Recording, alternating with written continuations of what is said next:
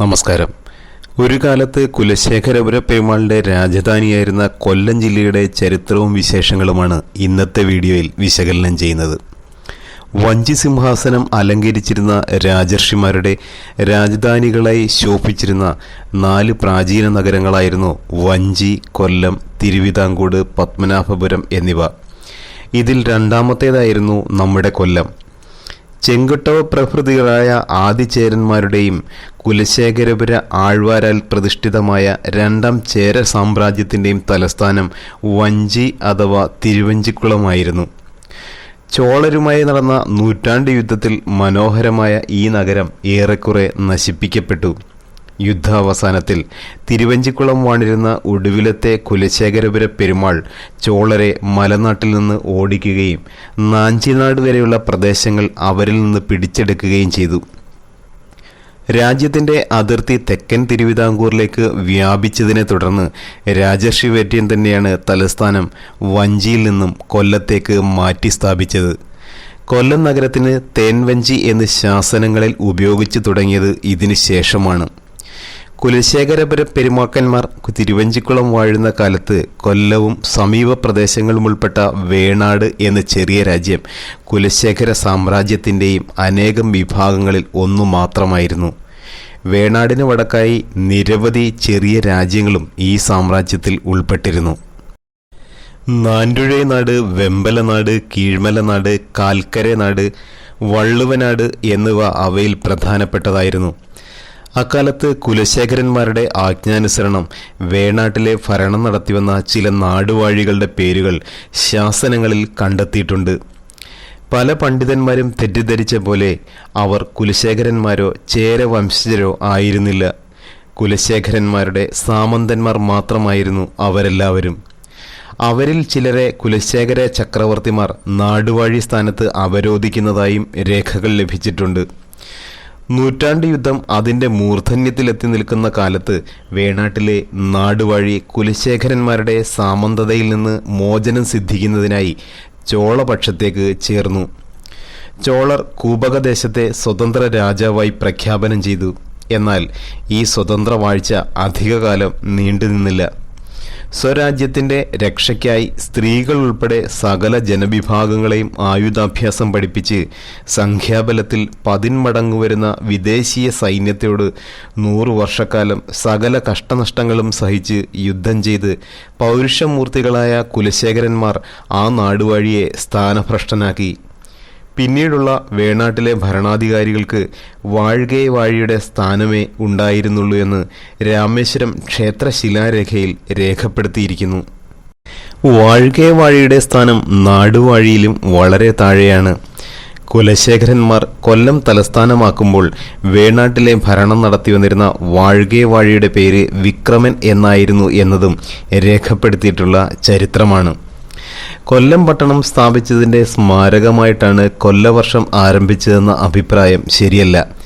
കൊല്ലം തുടങ്ങി 99-ാം ആണ്ട്, കൊല്ലം തുടങ്ങി 149-ാം ആണ്ട് എന്നിങ്ങനെ ആ കാലത്തുള്ള ശാസനങ്ങളിൽ പറഞ്ഞിട്ടുള്ളത് വാസ്തവം തന്നെയാണ്. കൊല്ലം തുടങ്ങി എന്നതിന് കൊല്ലവർഷം ആരംഭിച്ചു എന്നാണ് അർത്ഥം കൽപ്പിക്കേണ്ടത്.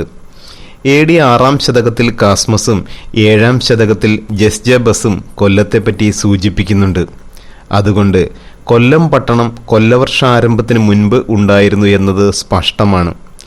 ഇടയ്ക്ക് നശിച്ചുപോയി എന്നത് ഊഹിക്കത്തക്ക വണ്ണം യാതൊരു തെളിവുകളും ലഭിച്ചിട്ടുമില്ല. സ്ഥാണുരവിവർമ്മ കുലശേഖരൻ കേരളം വാഴുന്ന കാലത്ത് കൊല്ലം പട്ടണം സന്ദർശിച്ച സുലൈമാൻ അത് തെക്കേ ഇന്ത്യയിലെ ഏറ്റവും നല്ല തുറമുഖമാണെന്ന് രേഖപ്പെടുത്തിയിട്ടുണ്ട്. ഒരുപക്ഷെ ഈ തുറമുഖത്തിൻ്റെ ഉൽപ്പത്തിയുമായി കൊല്ലവർഷാരംഭത്തിന് വല്ല ബന്ധവും ഉണ്ടായിരുന്നോ എന്നതും ചരിത്രപരമായി പഠനം നടത്തേണ്ട വിഷയം തന്നെയാണ്. കൊല്ലത്തെ സംസ്കൃത വേഷം കെട്ടിച്ച് കോളമ്പമാക്കിയത് പിൽക്കാലത്താണ്. 1-2 ശതകങ്ങളിൽ കൊല്ലപുരി എന്നാണ് സംസ്കൃത കാവ്യങ്ങളിൽ കൊല്ലത്തെപ്പറ്റി പരാമർശിച്ചു കാണുന്നത്. ലഘുഭാസ്കരീയത്തിൻ്റെ വ്യാഖ്യാനത്തിൽ കൊല്ലപുരിയാം എന്ന് ശങ്കരനാരായണൻ പ്രയോഗിച്ചിട്ടുള്ളത് തന്നെ ഉദാഹരണമായി കണക്കാക്കാം. അക്കാലത്ത് തന്നെ കൊല്ലമെന്നും കുരക്കേനി കൊല്ലമെന്നും 2 പേരുകൾ കാണുന്നുണ്ട്.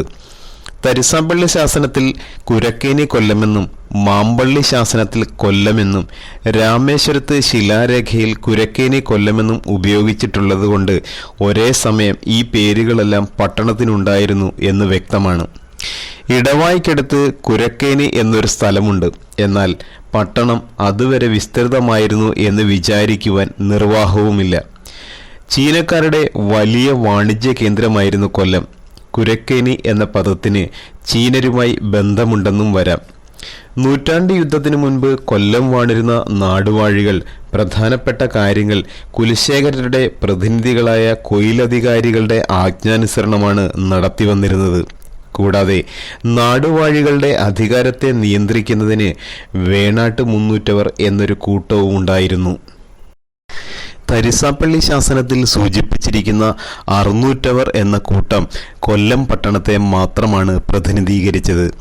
കൊല്ലം കുലശേഖര പെരുമാക്കന്മാരുടെ രാജധാനിയായി തീർന്നതോടുകൂടി ആ പട്ടണത്തിൻ്റെ പ്രശസ്തി 10 മടങ്ങ് വർദ്ധിച്ചു. നൂറ്റാണ്ട് യുദ്ധത്തിനിടയിൽ ചോളന്മാരുടെ നാവികസേന പലപ്പോഴും കൊല്ലം ആക്രമിച്ചു എങ്കിലും അതൊരു സൈന്യ സങ്കേതമല്ലാത്തതിനാൽ മറ്റു പട്ടണങ്ങളെപ്പോലെ അവർ നിശേഷം നശിപ്പിച്ചില്ല. പഴയ നാടുവാഴികൾ താമസിച്ചിരുന്ന പനങ്കാവിൽ കൊട്ടാരം പുതുക്കി പണി കഴിപ്പിച്ച് അവിടെ തന്നെയാണ് കുലശേഖരപുര പെരുമാൾ വാസമുറപ്പിച്ചത്. 6-ാം ശതകത്തിലും വേണാട് രാജാക്കന്മാരുടെ കൊട്ടാരം പനങ്കാവിലാണ് സ്ഥിതി ചെയ്തിരുന്നത്. തിരുവനന്തപുരം, തിരുവട്ടാർ, ഇരണിയൽ എന്നിവിടങ്ങളിലെല്ലാം കൊട്ടാരങ്ങൾ ഉണ്ടായിരുന്നു എങ്കിലും തലസ്ഥാനം ഈ കാലങ്ങളിലെല്ലാം കൊല്ലം തന്നെയായിരുന്നു. കാലാന്തരത്തിൽ വടക്കൻ തിരുവിതാംകൂർ വേണാട്ടിൽ നിന്ന് വിട്ടുപോവുകയും സാമ്രാജ്യം തിരുനെൽവേലി ഭാഗങ്ങളിലേക്ക് വ്യാപിക്കുകയും ചെയ്തതിനെ തുടർന്ന് കുലശേഖരന്മാരുടെ പ്രധാന ശാഖ തിരുവിതാംകൂട് വാസമുറപ്പിച്ചു. അതിനു മുന്നേ തന്നെ കൊല്ലം എത്രത്തോളം ഐശ്വര്യപൂർണമായ പട്ടണമായിരുന്നുവെന്ന് ബെഞ്ചമിൻ, അൽക്കോസിനി, മാർക്കോപ്പൊളോ, ജോർണാദസ് എന്നീ സഞ്ചാരികളുടെ വിവരണങ്ങളിൽ നിന്ന് വ്യക്തമാകുന്നുണ്ട്. കൊല്ലത്തെക്കുറിച്ചുള്ള കൂടുതൽ വിവരങ്ങളും വിശേഷങ്ങളും തുടർന്നുള്ള വീഡിയോയിൽ കാണാം. നന്ദി, നമസ്കാരം.